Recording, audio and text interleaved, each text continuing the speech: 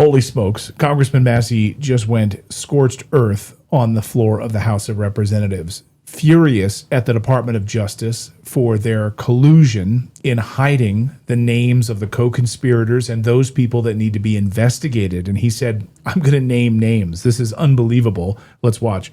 Congress created the Department of Justice. Congress funds the Department of Justice. And Congress is responsible for the oversight of the Department of Justice.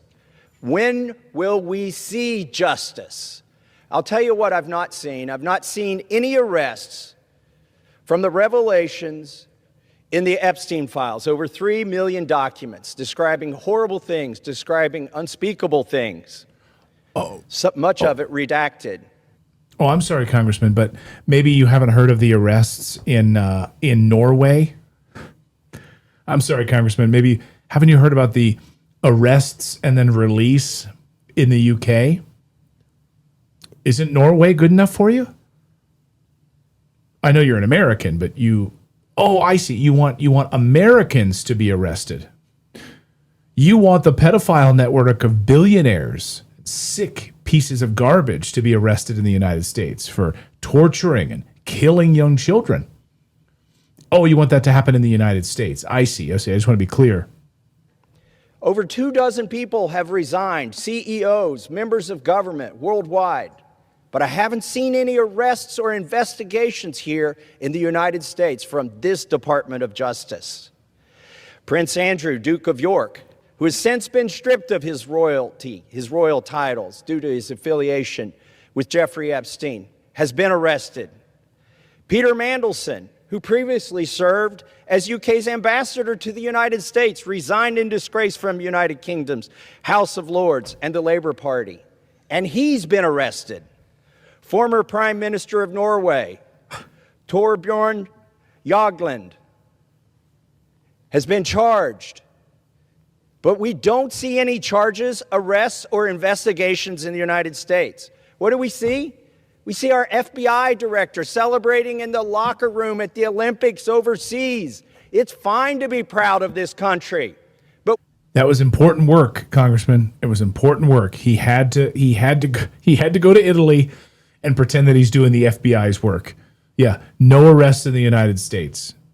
Vital work to the United States of America. Make sure you go to the Olympic hockey game. We should be proud of. By the way, to the charge of looks like it's upwards of hundreds of thousands of dollars to the United States taxpayer to go to that game. This country because we have a system of justice that works, and yet we do not.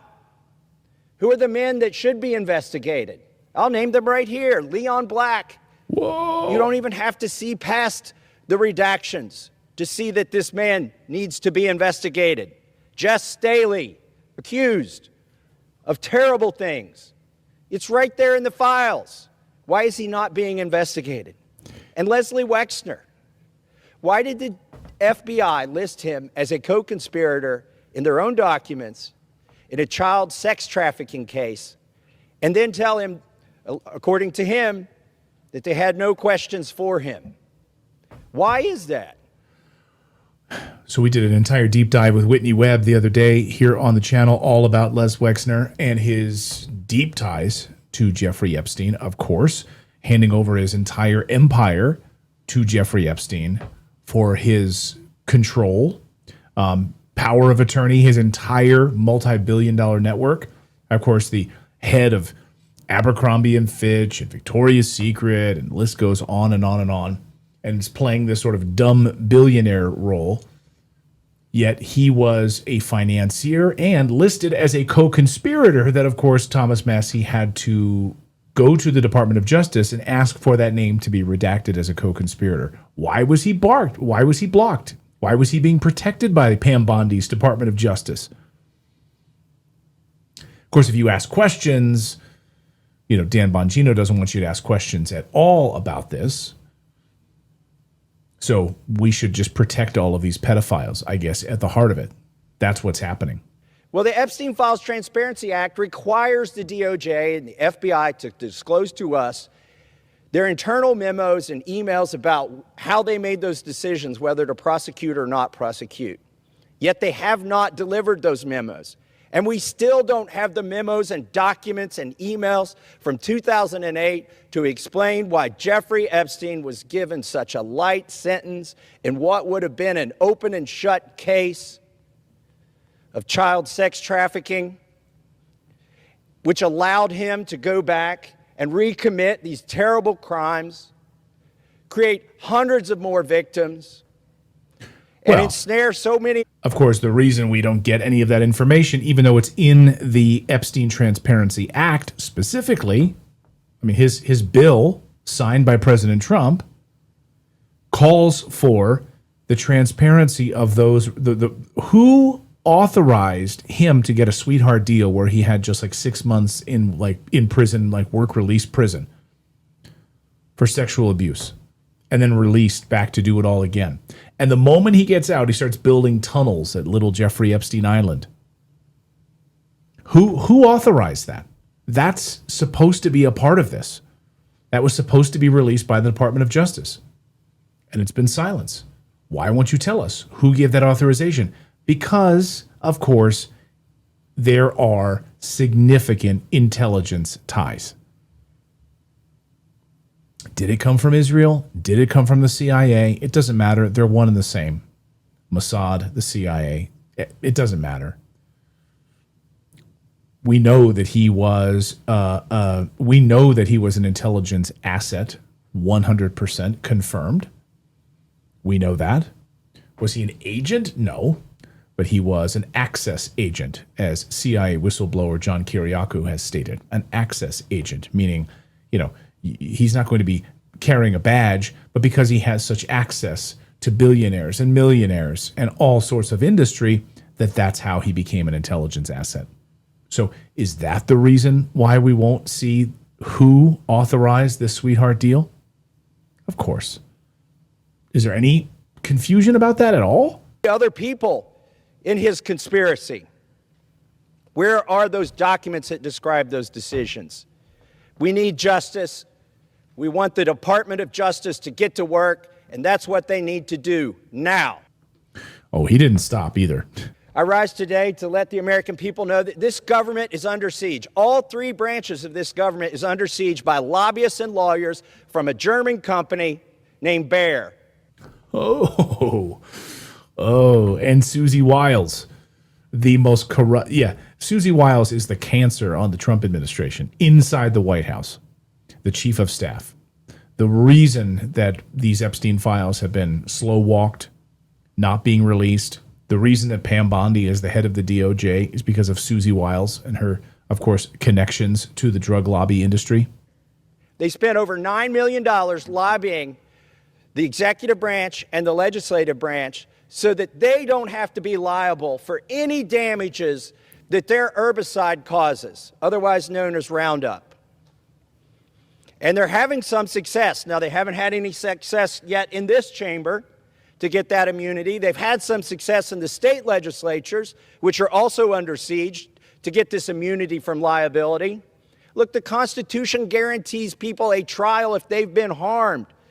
Why are we contemplating going against the Constitution?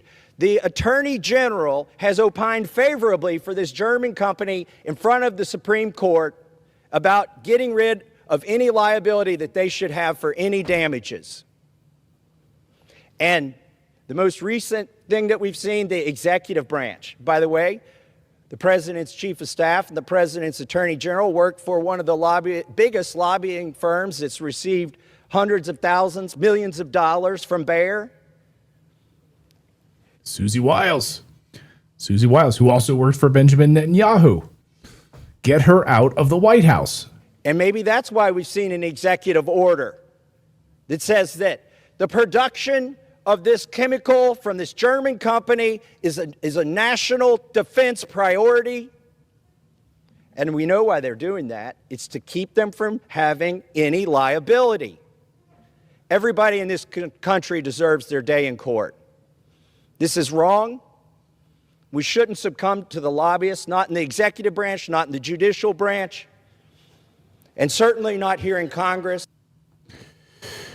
Unbelievable. So specifically, of course, talking about glyphosate, but the Supreme Court is about to decide on this case, which may give pesticide makers like this sweeping immunity, the same kind of immunity that we have for these drug manufacturers from the 1980s, where they don't have to ever see a day in court.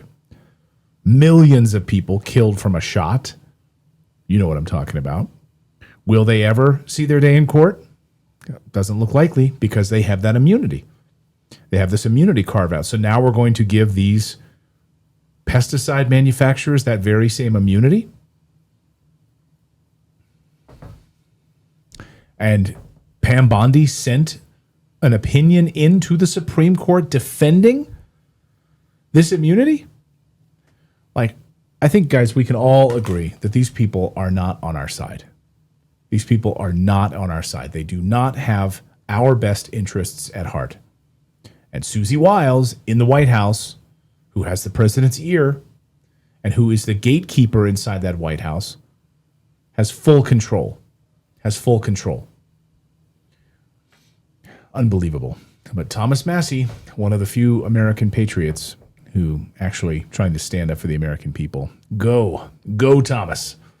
And that's why they want to destroy him 100%.